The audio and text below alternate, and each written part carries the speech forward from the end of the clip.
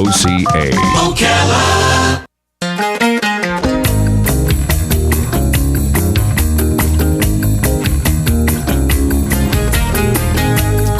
All right, thank you for tuning in this Wednesday morning, 4 minutes after 9 o'clock. And we got a really, really interesting book we want to talk to you about. And, of course, the author will be doing most of the talking in this one. The scariest thing that could ever happen to the United States is that we lose our... We lose our united part. Yes, that's probably scary. The fact that we seem to be drifting from some of the principles set forth in the Constitution. Yes, and the fact that we're united is definitely strong. Can you imagine in the Soviet Union when they decided, well, when it fell apart? I don't know if it was a decision as much, but I mean, we wouldn't want that. We wouldn't want Georgia to be another nation, and yet this could happen. And that's not my words. That's the words of our next guest. And he's written an awesome book. It's more of a history book, though. And the reason why today's world connects to yesterday's world is really important. Dave Richards is on the phone. He wrote a book called Swords in Their Hands, George Washington and the Newburgh Conspiracy. He's an historian. He served 7 years in the U.S. Army defending that Constitution, and we thank him for that. He served primarily in military intelligence. Listen to this. He taught Russian to members of the armed forces. He taught English overseas, and he writes for historical quarterlies. He is an historical speaker, and we're honored to have him on our show. Swords in Their Hands, George Washington and the Newburgh Conspiracy. Dave Richards, what an honor to say good morning to you. Thank you for being on our show. Thank you for those kind words, Larry. And where are you? Where are you calling from? I'm calling from Hendersonville, North Carolina. Are you really? That's where Dan is from, right? Yeah. Dan used to live there, yeah. Well, thank you for being on the air with us. In the beginning, when I started to speak about what we were going to speak about, it does seem like a frightening thing. How fragile are we in that regard? Are we teetering right now on the possibility of becoming ununited? Right now, I would say no. However, 10, 20, 30, 40 years from now, who can say? I don't remember ever hearing about state secessionist movements when I was in my teens or 20s. It seems to be a recent phenomenon. And as you and I know, things can change very quickly in this country. Yeah, and somebody who wants to secede, if we did, I mean, you hear about. I know it was a joke. I guess it was a joke when Crimea decided to annex to Russia. The people in Alaska. There was actually a petition going around. You heard about that, right? Yes, a little bit. Yeah, I mean, I don't know if it was a joke or not, but they wanted to be annexed back to Russia too. Who? The Alaskans. Oh, please. You heard that. Does sound like a joke. As a joke, yeah. That's what I heard, yeah. Well, they had 10,000 signatures. So I don't think 10,000 people live there. So, Dave, you have written a very, very amazing book. I mean, this is hugely researched. So let's talk about the book, and then we'll maybe talk about the political implications of not remembering our history. Sure. So tell me about the book. Okay, the book, as you said, is titled Swords in Their Hands, George Washington and the Newburgh Conspiracy. And the first question some of your listeners may have is, what is the Newburgh Conspiracy? The short answer is that it's probably the closest thing to a military coup that America has ever experienced. After the American victory over the British at Yorktown in the fall of 1781, George Washington's army grew angry. The soldiers and officers weren't being paid, and the officers had another worry. They feared that they would not receive post-war pensions that had been promised to them by Congress. But Congress really couldn't pay the Army or provide funds for post-war pensions for the officers because it was broke. It had no money, and it had no real taxation authority. Taxation authority was something that rested with the state legislatures, and they were not going to give Congress that type of power. That didn't sit well with some of George Washington's officers, and especially nationalist members of Congress. They wanted Congress to have broad taxation authority, so they decided to plot to terrify the state legislatures into giving Congress real taxation authority by hanging an angry army over the legislature's heads. It was a scary situation. As George Washington later wrote after he had snuffed out the conspiracy, the army is a dangerous instrument to play with. Yeah, and good for them. I mean, so is that the way we look at it historically? Is that good for them? I mean, even today, we want our veterans to make sure they get what's due to them. Mm-hmm. Sure, we definitely want our veterans treated well. It was neglect of the Army that led to the Newburgh conspiracy, specifically the inability of Congress to pay it. Some of the men and officers hadn't been paid for years. The famous General Baron von Steuben, for example, by the fall of 1782, had gone without pay for 3 years. And George Washington even speculated in one letter that some had gone without pay for 6 years. Imagine fighting for your country's independence for 6 years without receiving any pay. Not a single cent while you're putting your life on the line for 6 years. Quite amazing that Washington was even able to keep the Army together. Wow, and that must say something about him, about his leadership skills. It sure does. It tells you that he was really well respected. Yeah. And as one of the characters in the book said, he had the aura of a hero. He really was perceived as a hero in that day and age. And he must have been able to, I didn't mean to cut you off there, but he must have been able to articulate the big picture so that the average soldier could see why, when you're not getting paid, you're actually doing this. Sure, he had a great sense of public virtue, and I think all his fellow officers and the sergeants and privates realized that. Now, when I say sense of public virtue, I mean that they realized that he made sacrifices himself. He was not receiving any pay during the war, and they weren't. So they were in the same boat. He was willing to make those sacrifices for the benefit of the nation as a whole. That's what public virtue was in the 1700s. You made sacrifices for the betterment of the nation as a whole. And you think we've lost that entirely? Oh, I think we've lost that definitely. You see now members of Congress who are more interested in pleasing their big cash donors or the interest groups. Right, yeah. Lobbyists. They don't work in the interest of the nation as a whole, in my opinion. Very few of them, at least, and certainly not the ones that like to get on TV. Yeah, boy, that is such a true statement and such a sad statement. Dave, what is the Temple of Virtue? What is that? Is that an actual building? The Temple of Virtue was a place in New Windsor, New York, at the cantonment, the Army's last cantonment. It was a wooden building with very high windows, a couple chimneys, and probably a walkway leading up to it. We don't have much information about that. There was a drawing by a soldier named William Tarbell that I used to come up with my description of the Temple of Virtue. But the facsimile of the Temple of Virtue at the New Windsor cantonment today actually is inaccurate. So if you go visit the New Windsor cantonment in the Hudson Highlands and see their facsimile of the Temple of Virtue, it's all wrong. Physically wrong. But Right. What about what it was there to serve? What was the purpose of it? It was a meeting place for officers, not just official businesses, but they could have dances there, gatherings of other sorts. They held courts-martial there. They had orders there. People could pick up orders there, general orders. It served a lot of different functions. Okay. And well, that sounds like almost like some of the VFW halls now. Well, except for the courts-martial, right? Probably. I don't think there are too many courts-martial going on. Unofficially. Which, by the way, I never knew that was the plural of court-martial. S? Yeah, I never knew that the S was applied. Court-martials is? Yeah.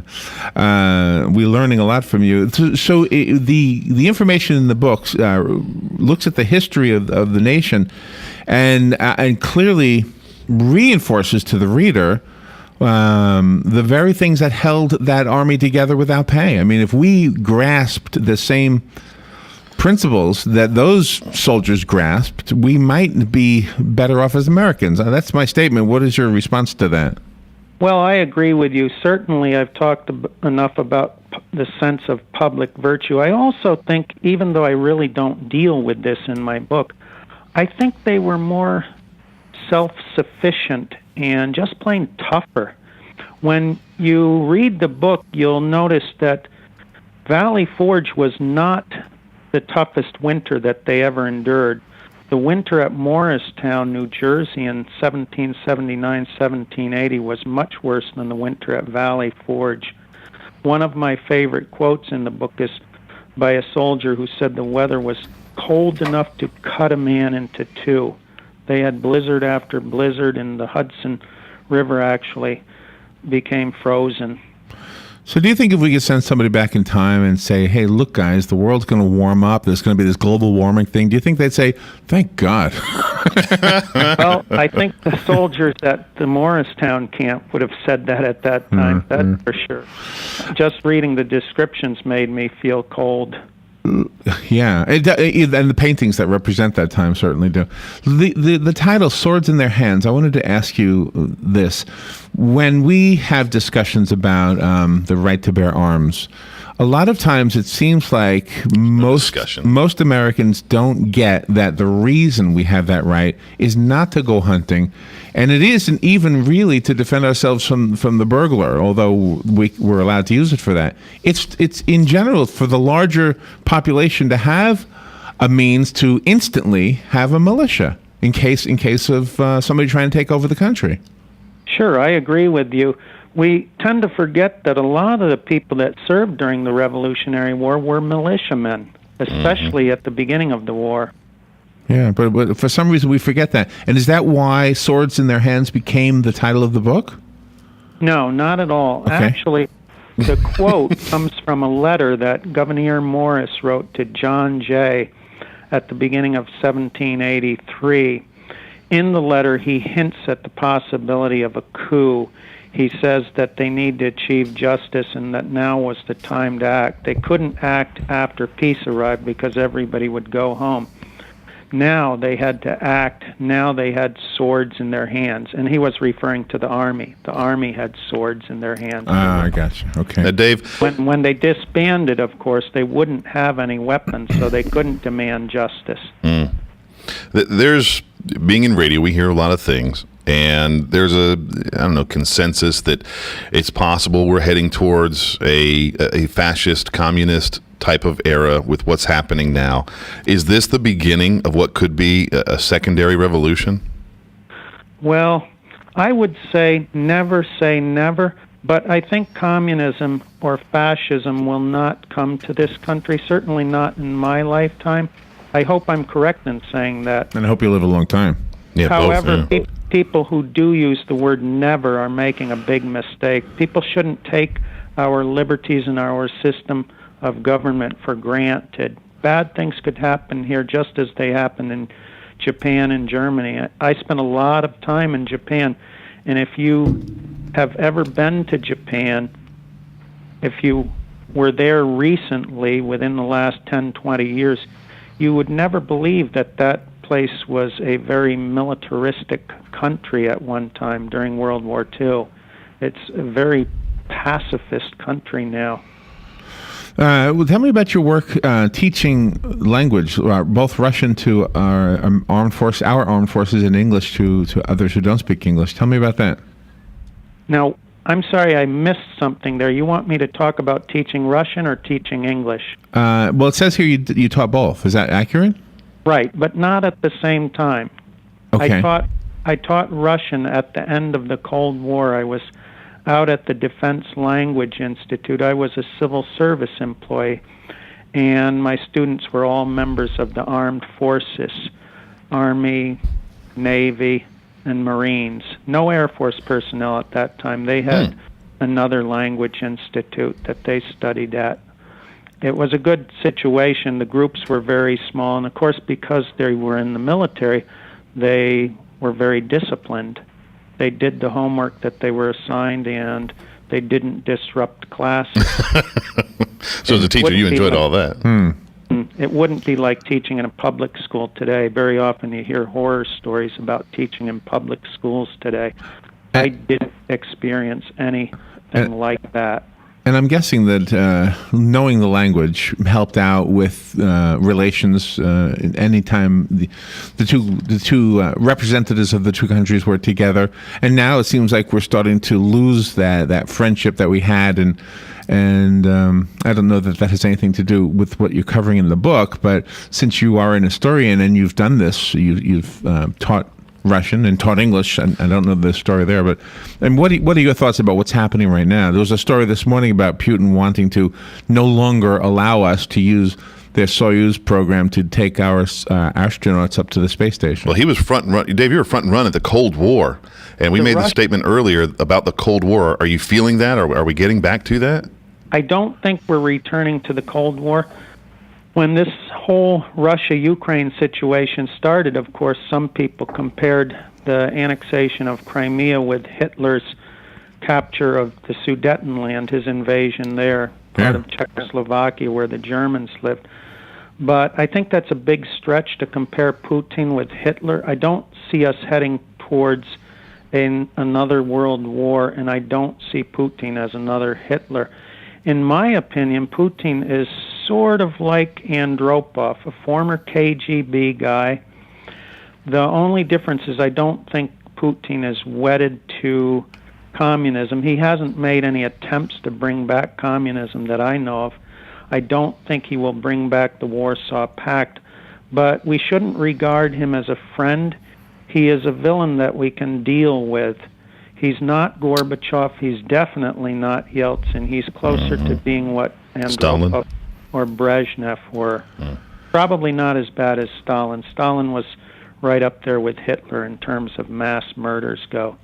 So from a historical point of view, and this comes up a lot, and when Ron Paul was in the headlines a lot, he brought this to the news, and that is, staying out of foreign affairs, bringing everybody home.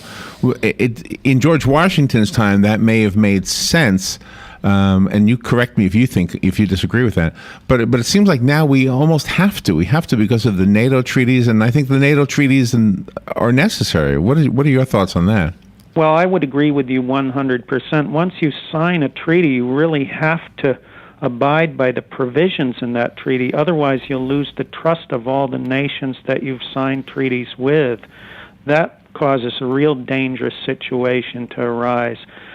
Now, for example, I don't know what South Korea is thinking. We drew these lines in the sand for Syria and then Russia, and we've done nothing to prevent those situations from arising. South Korea has to be very nervous right now because North Korea is a bad country. Absolutely, yeah. So they have no treaties. Now, I think you're right about Washington. Washington, of course, realized that America was a new country, a nascent republic, and he wanted America to grow strong. That's why I think he wanted us to avoid foreign entanglements. What he would do today, I'm not so sure. I certainly believe that he would have adopted a policy similar to Ronald Reagan's peace through strength. I think we would have had plenty of defense spending. I don't think he would risk our future by cutting defense spending willy-nilly. You would hope, yeah. It's interesting. In the book, near the end of the book, he mentions that he did not want to see America become the toy of European powers. So that would make me think that he would be firm on defense spending. Dave Richards is our guest, and his book is called Swords in Their Hands, George Washington and the Newburgh Conspiracy, and we're kind of all over the map with this. I want to be sure it's everywhere. We're fair to the book. I have a question for you as the writer of this book. When you're writing a history book that is so has so much to say about today, even though it's history, is it hard to refrain from expressing some of the similarities and some of the maybe even political ideas that you have? No, it really isn't if you're conscious of that problem. You ask a really great question. I actually went through the entire manuscript near the end of the process and decided to make sure that the word extreme never appeared in the text. because I didn't want anybody to read this book and know exactly what my political leanings are. I wanted conservatives to be able to read it and learn from it. I wanted liberals to be able to read and learn from it. And it's interesting because my publisher is on one end of the political spectrum, and I'm on the other end. We're very different in our political views. And I respect what you just said, and I really think, and maybe you have a thought on this also, I really think that the journalists of today, and for all of my journalism friends out there, you got to agree with this, at least in the mainstream media.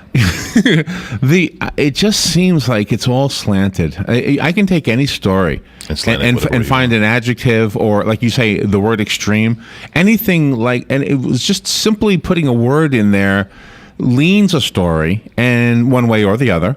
And I think that our journalists and our radio hosts who are trying to be journalists, I think in our case as radio hosts, we make it clear that we're expressing opinion. Yeah. But I think the news story writers my opinions are fact. Are messing up the whole art of journalism by throwing in their opinions. Oh, I agree with you 100%. I think you should let the story speak for itself.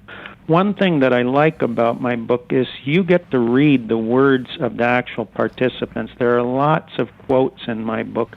And I think by the end of the book, you have a pretty good feel for what type of a man George Washington was, what type of a man James Madison was, what type of a man Alexander Hamilton was. Usually the story by itself is interesting enough. The authors don't need to give their personal views in every single chapter, page after page. I especially like David McCullough. I don't know if you're familiar with him, but he's a master storyteller. He writes history the way it's supposed to be written. And is the history of this country regarding slave ownership, is that included in the book? No, I really don't deal with slavery in my book. That wasn't the big issue in the time of the Newburgh conspiracy. Dave Richards again is our guest, and Dave, we've got the phone ringing, so let's take a call or two. We've only got about 3 minutes. Good morning. Thank you for being patient. You're on the air with Dave Richards. Good morning, Mr. Richards. I'm glad you mentioned Alexander Hamilton. I was going to ask you about him, since he was the first one to realize that the federal government needed income. And he was the one that established the collection of port fees and, at that time, taxes as the ships came from England and foreign countries into our port, to realize that we had to have revenue.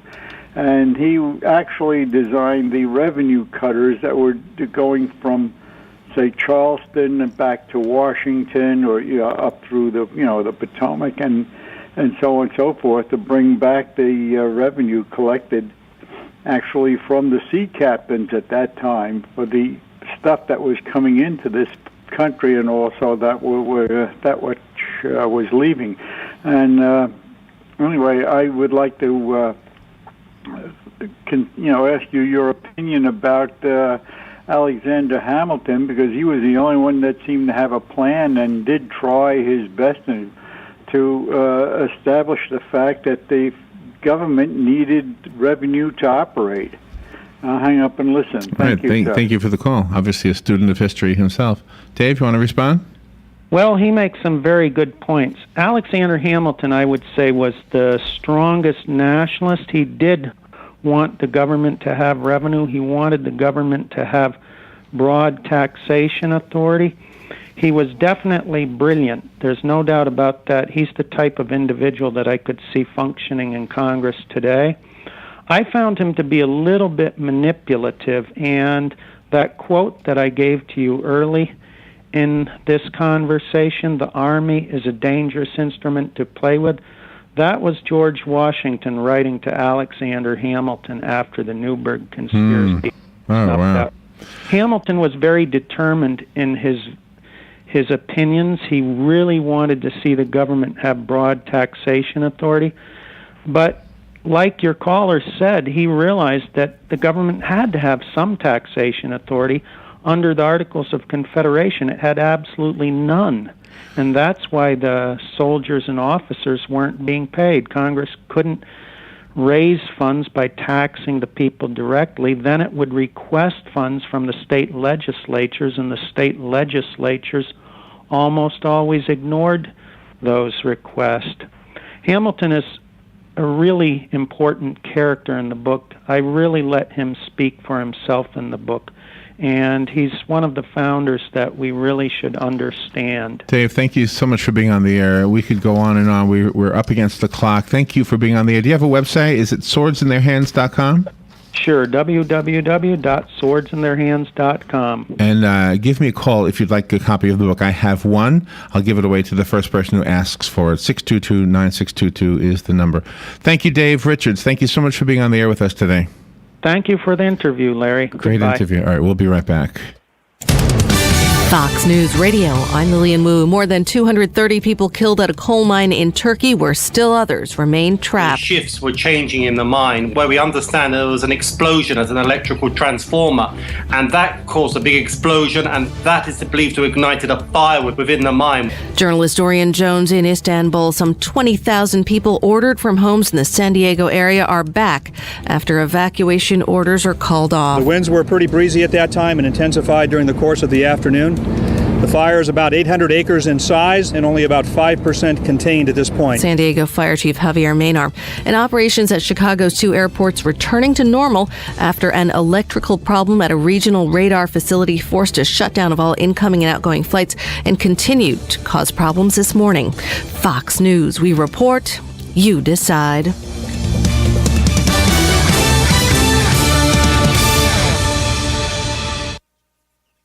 They say every healthy relationship should have a balance of predictability and spontaneity. In fact, it is that assurance of security that makes the spontaneous possible. Your relationship with your car should be a little like that too. With our new industry-leading unlimited mileage warranty, your certified pre-owned Mercedes-Benz instills a sense of confidence. You drive away knowing that you can keep driving for up to 3 years and never have to worry about the miles. Add to that our new complimentary prepaid maintenance on select models, and your certified pre-owned Mercedes-Benz becomes the ultimate carefree escape vehicle. Only during the Mercedes-Benz Certified Pre-Owned Sales event, going on now through June 2nd, can you also take advantage of a 2-month payment credit on many models, plus 3 months of Sirius XM satellite radio. So hurry in today. It might just be the most predictable, spur-of-the-moment decision you've ever made. See your authorized Mercedes-Benz dealer for complete details and limitations on certified pre-owned warranty. The start of the season is right around the corner. So is your local Kubota dealer, where you can get a great deal on a new Commander mower during the Kubota Get Something Started sales event. If a new zero-turn mower is on your to-do list, check out a reliable Kubota Commander. It combines ease of maintenance with a superior mowing deck, ergonomic controls, quick dial cut height adjustment, high back seat, and a commercial-grade transmission. And right now, get 0 down and 0% financing for up to 48 months. So if you're worried about green, think orange at the Kubota Get Something Started sales event. Visit KubotaDealersofFlorida.com to find your local Kubota dealer. 0 down, 0% APR financing for terms up to 48 months on selected equipment now through June 30th, 2014. Not available for rental national accounts or government customers. 0% APR low rate financing not available with instant rebate offers. Financing available through Kubota Credit Corporation USA subject to credit approval. Other exceptions may apply. For more information, call toll free 1-888-465-8268. Hi, Danny Werfel here. You don't have to sacrifice convenience for local personal service. At Florida Credit Union, you can transfer your high credit card balances to our rewards card and actually get paid with cash back. You'll enjoy low rates and a customizable card that fits your lifestyle for free. Never tried a credit union? Maybe it's time for a new game plan. The Florida Credit Union Wave Card, connecting your money to your life. Boom, Wednesday, May 14th, it's National Chicken Dance Day. You can get a free ice cream cone just by dancing like a chicken in front of the Chick-fil-A at the Paddock Mall. That's right, just dance like a chicken and you'll get a small ice cream cone for free at Chick-fil-A at the Paddock Mall. That's this Wednesday, May 14th is the National Chicken Dance Day, right in front of the Paddock Mall's Chick-fil-A. Do it. get a free small ice cream cone. WOCA is teaming up with them, so come on, let's do the chicken dance. Hi, I'm Leah Caruso with Strive Rehabilitation, inviting you to join me Thursday at 11 a.m. for Health Matters. Ocala Health and Strive have teamed up to bring you the latest information on good health services available to you right here at home. This vital information will help you